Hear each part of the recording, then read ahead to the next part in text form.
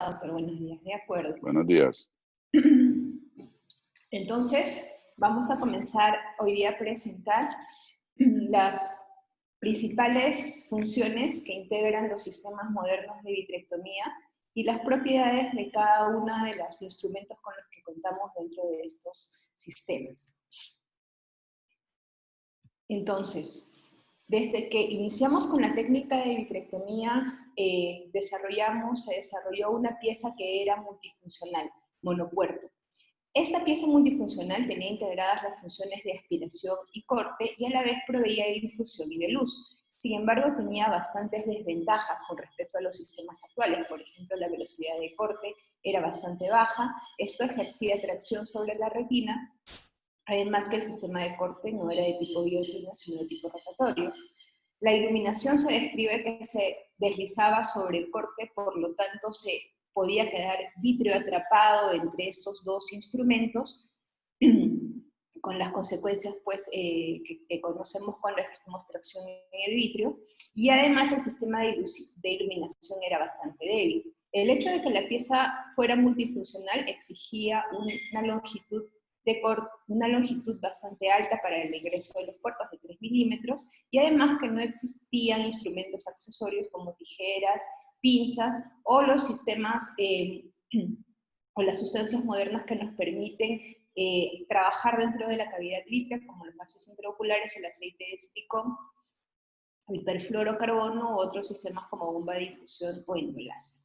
Estas desventajas han sido superadas por los sistemas actuales. El sistema de infusión nos permite tener un control bastante estrecho del apío, especialmente cuando usamos niveles altos de vacío y podemos tener colapso de las paredes oculares.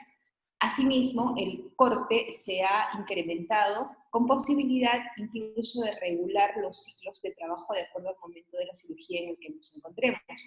Los sistemas de aspiración también han tenido una mejoría bastante notoria.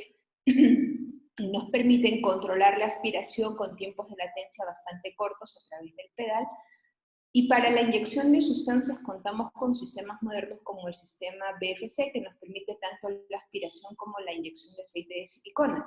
Instrumentos como la endoiluminación y el endoláser han mejorado los resultados de nuestra cirugía, y a la vez otros sistemas como el autollenado de gas nos permiten obtener las concentraciones deseadas de SF6 o C3F8 para ser inyectados dentro de la cavidad vitrea. Entonces, en la presentación vamos a pasar a describir cada una de las propiedades de este sistema y de los instrumentos que lo componen. Hablando sobre los sistemas de infusión, antiguamente se contaba con los sistemas basados en gravedad. En estos, la presión intraocular se determinaba por la diferencia entre la altura de la botella y el nivel del ojo a que se encontraba el paciente. Existían desventajas claras, como por ejemplo que no existiera una lectura digital de la presión intraocular. Esta presión era difícil de controlar por el cirujano porque tenía que hacer una conversión aproximada con la fórmula que estamos mostrando, y además la respuesta ante las variaciones bruscas de presión no era rápida. Entonces, más o menos estas son las equivalencias del nivel de presión intraocular que se alcanzaba con respecto a la altura de la botella que teníamos. Los sistemas actuales de bomba de infusión nos permiten asegurar que la presurización de la cavidad vitrea sea constante, independientemente de la altura de la botella. El sistema ventilado de infusión de gas, que es el con el que contamos en las actuales máquinas de vitrectomía, nos permite extraer aire de una cámara cerrada a través de un sistema de tuberías, y este aire va a impulsar un émbolo dentro de esta bomba de infusión de BSS, ejerciendo una presión para que este BSS pueda egresar por el sistema de tuberías y ser inyectado en el ojo. Nos pueden servir también para los intercambios fluido-aire y viceversa. Entonces, mantener un nivel constante de presión intraocular va a ser importante porque va a impedir diversas complicaciones. Por ejemplo, la baja presión intraocular nos marca una tendencia a sangrado, a miosis por un mecanismo que no esté bien establecido, o la queratopatía estriada. Asimismo, los niveles altos de presión no controlados pueden llevarnos a isquemia del nervio óptico, tracción de los tejidos intraoculares al retirar instrumentos y al edema corneal posterior a la cirugía. Están también los sistemas de aspiración y de corte. Los sistemas de aspiración han evolucionado hasta utilizar las denominadas bombas de vacío para realizar una aspiración activa. Las bombas de vacío que clásicamente conocemos dentro de la oftalmología son las bombas de tipo Venturi y las bombas peristálticas. Clásicamente se conoce que las bombas de tipo Venturi tienen un inicio del vacío brusco y este vacío es menos controlable. Las ventajas de las bombas peristálticas se mencionan que controlan mejor el vacío y que además nos permiten separar la función de flujo de la función de vacío con unos resultados más predecibles y con un trabajo más seguro. Además de estos dos sistemas de bombas de vacío, podemos utilizar también en algunos pasos de la cirugía la denominada aspiración pasiva, que simplemente se establece por diferencia de presiones. Aquí en el video, por ejemplo, podemos ver cómo un sistema de aspiración nos permite de manera bastante segura aproximarnos a la retina para lograr la aspiración de la hialoide posterior. Entonces, las bombas de tipo Venturi, a pesar de las desventajas clásicas que se ha descrito en la literatura, son las utilizadas por los sistemas actuales de vitrectomía, básicamente porque se trata de un sistema bastante eficiente. El principio es el siguiente: se hace pasar aire por un sistema de tuberías hacia un diámetro menor, y este pasaje de aire al diámetro menor va a generar un vacío que, al estar conectado a una cámara de paredes rígidas, va a generar un nivel de vacío controlado, y esta cámara va a estar conectada al sistema de aspiración, y así se van a extruir el contenido intraocular. Las bombas peristálticas generan el vacío a través de un sistema de rodamientos que comprime estas tuberías flexibles, logrando el drenaje del fluido. Entonces, clásicamente eran este tipo de sistemas los que nos permitían separar los conceptos de flujo y vacío. El flujo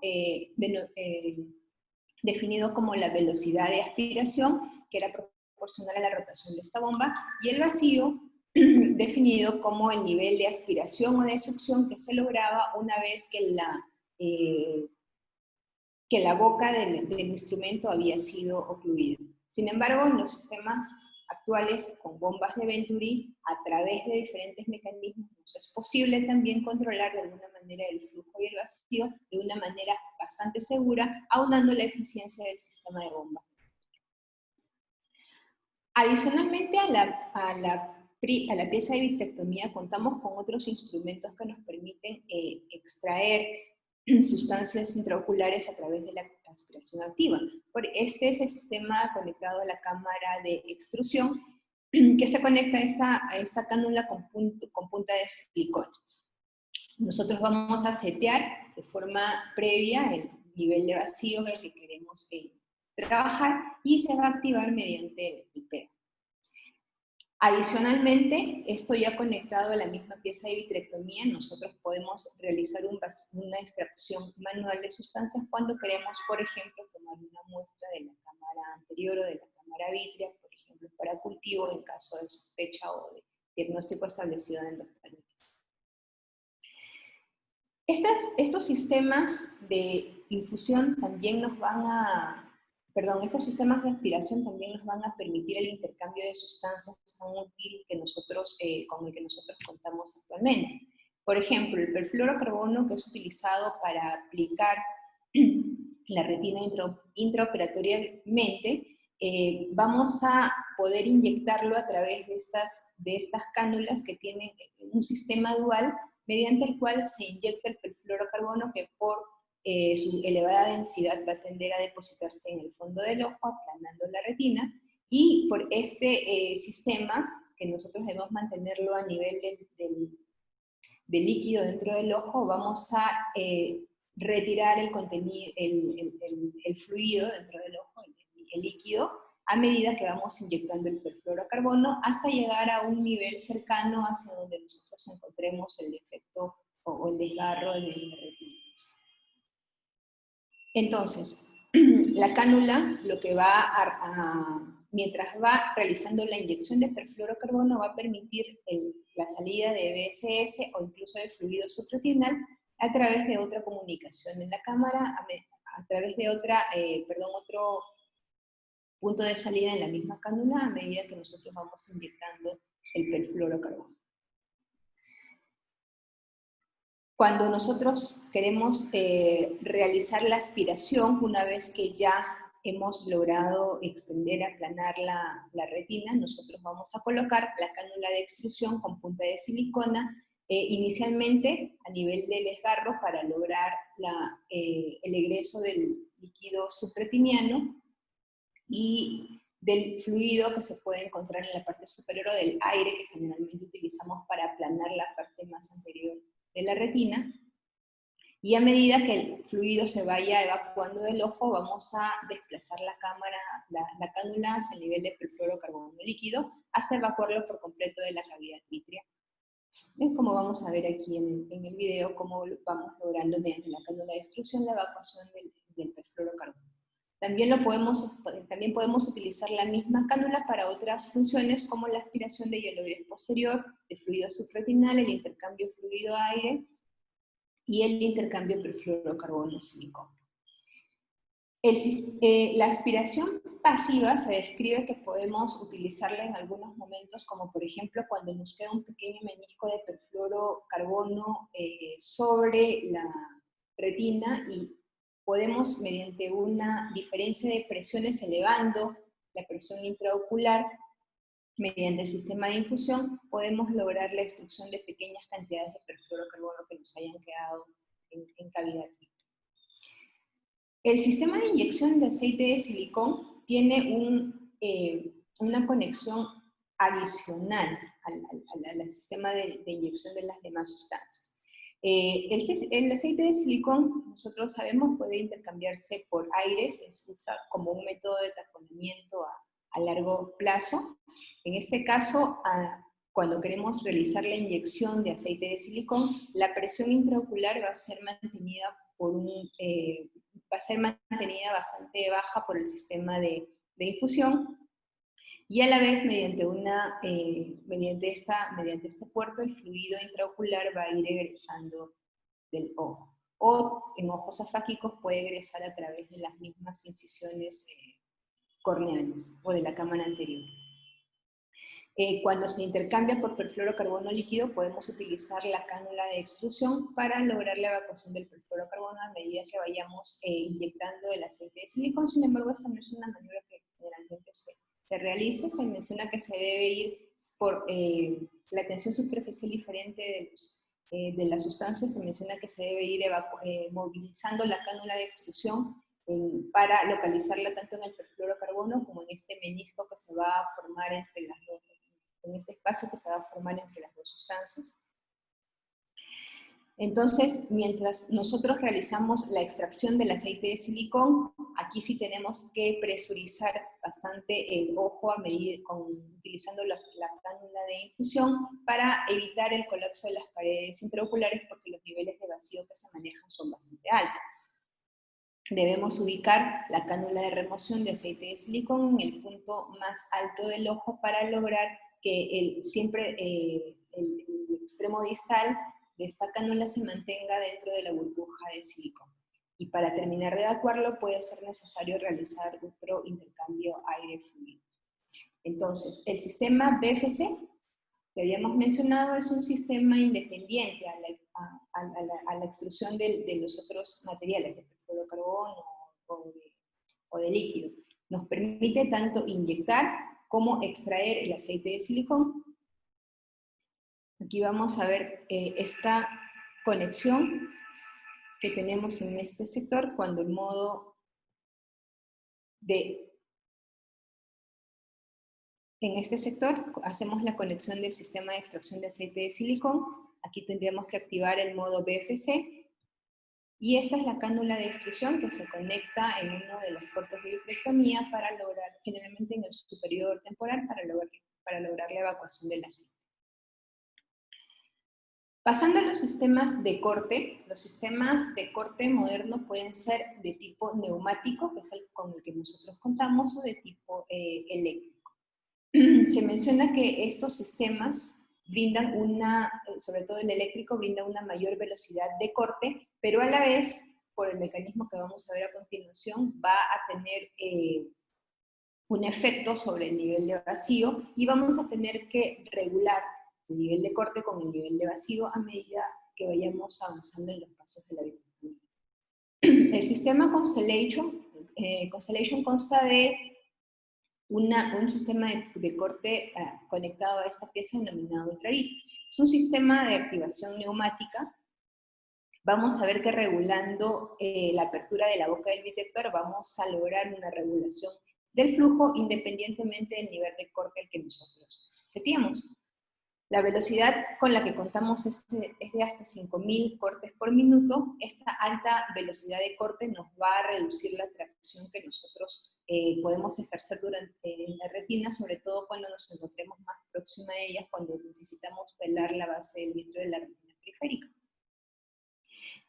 La apertura de este tipo de sistemas de alto corte se encuentra bastante próximas al extremo distal de la sonda, lo que hace la vitrectomía bastante más eficiente. Entonces, al contar con un sistema de corte alto, nos va a reducir la tracción ejercida sobre la retina. ¿Por qué? Porque la fuerza que nosotros podemos ejercer en un tejido, en un determinado material, va a depender de la masa de aquello que ejerza la tracción. Al fraccionar esta masa de vitrio en unidades cada vez más pequeñas, la tracción que va a poder ejercer es bastante menor, manteniendo la retina estable mientras nosotros hacemos el procedimiento. Se menciona que la forma adecuada de aproximarnos hacia el vitrio periférico no es tratando de jalar el vitrio cuando nosotros realicemos el corte, sino tratando de aproximarnos a la retina. Entonces, de acuerdo al sistema, al momento de la vitrectomía que nosotros nos encontremos, nosotros podemos regular. En una vitrectomía central podemos trabajar con unos niveles de vacío bastante más altos, seteando el nivel de corte alto abajo de acuerdo a lo que nosotros deseemos. Y en la vitrectomía periférica podemos bajar un poco el nivel de vacío, elevando al máximo la velocidad de corte para lograr una mayor estabilidad de la retina periférica y prevenir desgarros o agujeros iatrogénicos. Adicionalmente a la regulación de la velocidad de corte, tenemos también los denominados ciclos de trabajo. Los ciclos de trabajo van a poder controlar el porcentaje de tiempo en el que el puerto de vitrectomía se encuentra abierto o se encuentra cerrado. Por ejemplo, en el modo de core es máximo el tiempo de apertura cuando necesitamos una alta eficiencia de corte porque se encuentran las masas vítreas más densas. El modo shape lo podemos regular cuando trabajamos en la periferia de la retina, el tiempo de apertura va a ser mínimo para una extracción delicada del vitrio en los tejidos en la retina más periférica. O podemos regular un modo 50-50 que va a mantener la mitad del tiempo abierto y la mitad del tiempo cerrado, este puerto de vitrectomía. Los modos de vitrectomía que nosotros podemos setear en la máquina se describen tres. La vitrectomía lineal. En la vitrectomía lineal nosotros vamos a setear un nivel de corte fijo y vamos a regular el vacío con el pedal del vitrector.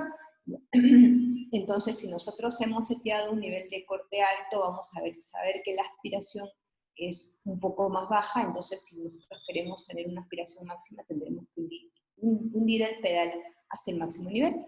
Si nosotros hemos seteado previamente una velocidad de corte bajo, pues viceversa. Tendríamos que aumentar bastante la aspiración para lograr los resultados deseados. La vitrectomía momentánea, que es un sistema en el que contamos desde el sistema Curus y actualmente con el sistema Constellation, nos permite aumentar el vacío linealmente a medida que vamos subiendo el pedal de la vitrectomía y la función de corte se va a activar a demanda del que necesite el cirujano.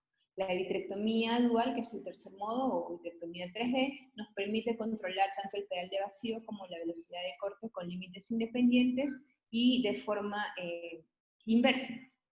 Al presionar el pedal, el flujo y el vacío se van a incrementar, pero la velocidad de corte se va a reducir, y al disminuir la presión, pues va a ocurrir el efecto contrario. Entonces, estos sistemas nos permiten activar las funciones en diferentes momentos. Por ejemplo, cuando nosotros nos encontramos con una masa vítrea, en este caso con membranas bastante densas, podemos trabajar con un nivel de vacío más alto para tratar de desprenderlas, pero si nos encontramos con que ya no se pueden desprender y es necesario fraccionarlo, podemos en ese momento activar el corte de la vitrectomía.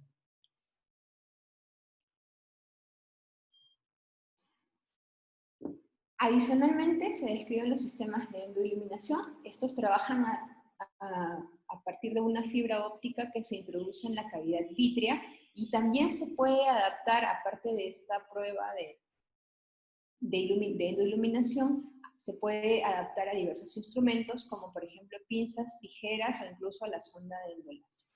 Esta iluminación se debe orientar perpendicularmente a la estructura que se desea iluminar, y el campo iluminado va a depender de la distancia a la que nosotros nos encontremos. Si la retina se encuentra bastante cerca, el área iluminada va a ser bastante pequeña, pero si nos alejamos un poquito, el área iluminada se va a incrementar. La fototoxicidad que se ha descrito va a depender del tiempo en el que nosotros apliquemos la endoiluminación, y también de la cercanía de la retina, sobre todo el área central, que es el área macular o fóvea. Entonces acá tenemos la conexión del sistema de endoiluminación con la prueba distal que nos ofrece este tipo de luz. Otros sistemas que los que contamos actualmente es el sistema Chandelier. Este sistema nos obliga a abrir un puerto adicional, un cuarto puerto. Acá podemos observar en la cánula con el sistema con la fibra óptica conectada, pero nos va a permitir la ventaja de trabajar bimanualmente, sobre todo cuando necesitamos delaminar membranas densas, y la iluminación va a permanecer constante durante todo el procedimiento. Finalmente, el sistema de endofotocoagulación. En este caso, la sonda de endofotocoagulación se va a introducir a través de la esclerotomía. En la luz del láser, como nosotros conocemos, es una luz unidireccional y que se transmite también a través de una fibra óptica. El tamaño de la quemadura que nosotros logremos va a depender de la distancia a la que nos encontremos en la retina, siendo más pequeña mientras cerca nos encontremos, y la forma también va a depender de la orientación de la cánula de fotocoagulación. Los sistemas más usados es el láser de argón, color verde, el láser diodo y el láser amarillo. Entonces, como conclusiones, los sistemas de vitrectomía han evolucionado desde la monopieza multifusión hasta los modernos sistemas microincisionales multipuertos que separan las funciones del vitrector para lograr mayor eficiencia. Este desarrollo tecnológico nos ha permitido y seguramente va a seguir permitiendo abordar con éxito casos cada vez más complejos, y conocer el funcionamiento de estos sistemas es fundamental para optimizar el uso de los recursos y mejorar los resultados quirúrgicos.